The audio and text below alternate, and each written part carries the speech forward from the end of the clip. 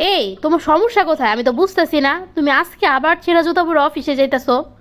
তোমাকে আমি কতবার বললাম তুমি ছেঁড়া জুতা পরে অফিসে যাবা না। এই যে তুমি যে এত কিপটামি করো, এত কিপটামি করে কি লাভ হয়?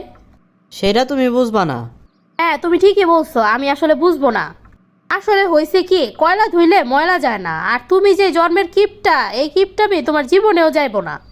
তুমি যদি মরে যাও তাহলে মরে যাওয়ার পরে কবরে গিয়েও মনে হয় কিপটামি করবা। আচ্ছা, তুমি আমার এটা কি কথা বললা? আমি কি কখনো কোনো দিন তোমাদের সাথে কিপটামি দেখাইছি?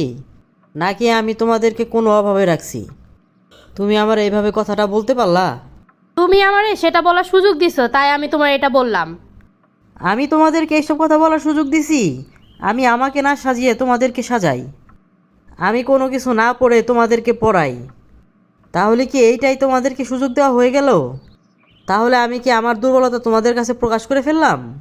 আমি তোমার এত কথা বুঝি না, তোমার কিপটামি ছাড়তে হইব, এটাই আমার শেষ কথা। আমার কথা তো তোমার কান দিয়ে ঢুকবোই না, এক কান দিয়ে ঢুকাইবা আর এক কান দিয়ে বের করে দিবা। আমার তো কোনো গুরুত্বই নেই এই সংসারে। এখন রাত কয়টা বাজে সেটা কি তোমার খেয়াল আছে?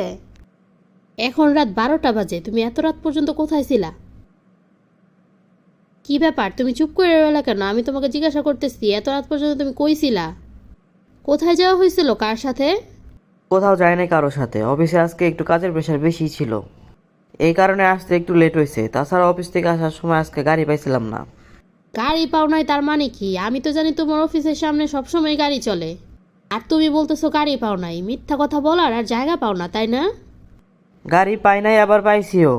আসলে অনেক রাত হওয়ার কারণে গাড়ির ভাড়া অনেক বেশি দাবি করছিল, তার কারণে হাইটে হাইটে বাড়িতে আইছি। ও আচ্ছা, তাইলে এই কথা।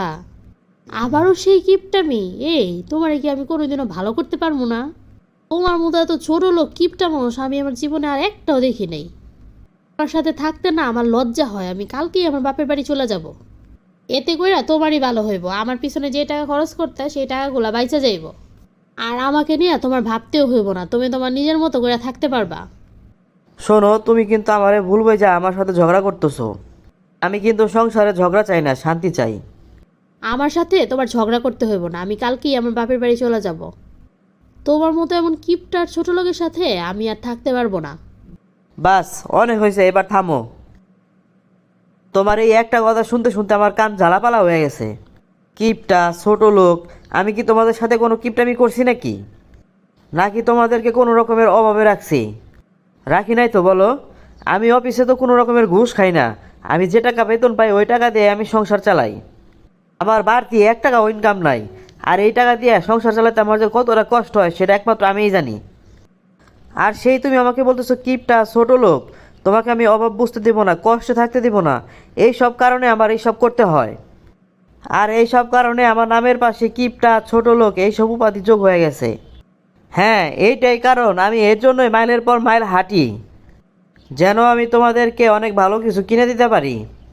আমি লাঞ্চের টাকা না খাইয়া তোমাদের জন্য বাঁচায় রাখি, যেন তোমাদেরকে ভালো কিছু খাওয়াইতে পারি। আর দিন শেষে সব কিছুর জন্যই আমাকে শুনতে হয় আমি কিপটা, ছোট লোক। এইটাই আমার অপরাধ। আমি তোমাদেরকে ভালো রাখতে যায় আমি নিজেই অপরাধী হয়ে গেছি।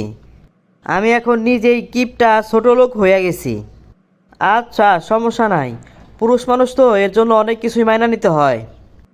আমি অপরাধী, আমি ছোট লোক, আমি কিপটা, আমি সব কিছু। তোমার যা করতে ইচ্ছা হয় তুমি তাই করতে পারো। সত্যি করে আমি বলতেছি, আমার কিচ্ছু করার নাই। কিন্তু এতদিন পরাইসা একটা জিনিস আমি ঠিকই বুঝতে পারছি। ভালোবাসা আমি যদি আমার নিজের কলিজাটাও ভোনা করে দেই না, তাও কইব লবণ কম হইছে। আসলে আমি বুঝতে পারি নাই, কখনো এই বিষয়টা এভাবে ভেবে দেখি নাই। তুমি তো আমাদেরকে ভালো রাখার জন্য, আমাকে সুখে রাখার জন্যই এতদিন কিপটামি করেছো। আমি শুধু শুধুই তোমারে ভুল বুঝছি। তুমি এত কষ্ট করে, এত পরিশ্রম করে আমাকে ভালো রাখার চেষ্টা করছো। আসলে তোমার প্রতি আমার একটা ক্ষোভ ছিল যে তোমার সাথে যারা কাজ করে সবাই ভালো গাড়িতে চলে, ভালো পোশাক পরে, কিন্তু আমার স্বামী কেন এগুলো পায় না? সবসময় আমার মনে এই প্রশ্নটাই কাজ করতো। কিন্তু আমি এটা কখনো ভেবেই দেখি নাই যে আমার স্বামী একজন সৎ মানুষ। আমি তোমাকে নিয়ে গর্ব করি, তোমাকে নিয়ে আমার গর্ব হয়। আমার অনেক বড় ভুল হয়ে গেছে, প্লিজ তুমি আমার ক্ষমা করে দাও। আমি তোমার অনেক বড় ভুল বুঝছি, ভুল বুঝে তোমার অনেক অপমান করছি। সব কিছু তো তুমি আমার জন্যই করছো। তুমি সব কিছু আমার সুখের জন্য করছো। আমি শুধু তোমার সাথেই থাকতে চাই, আমি তোমারই ভালোবাসি। তুমি আমারে মাফ করে দাও প্লিজ। অ্যাকচুয়ালি আমি তোমাকে না কখনোই এইসব কথা বলতে চাই নাই, তোমাকে আমি এগুলা বুঝতে দিতে চাই নাই, কিন্তু তোমার এই কথাগুলো না আমি আর নিতে পারতেছিলাম না। আমি আমার নিজের জন্য কিপটামি করতেছিলাম না। আমার নিজের জন্য কোনো চাহিদা নাই, আমার শুধু একটাই চাহিদা, আমার পরিবার যেন ভালো মতো থাকতে পারে, ভালো মতো চলতে পারে। শোনো, একজন স্ত্রী যদি তার স্বামীকে বুঝতে পারে তাহলে তাদের জীবনে আর কোনো রকমের কষ্ট থাকে না। আমি শুধু চাই তুমি আমাকে বোঝো, আমি তাতেই সুখী।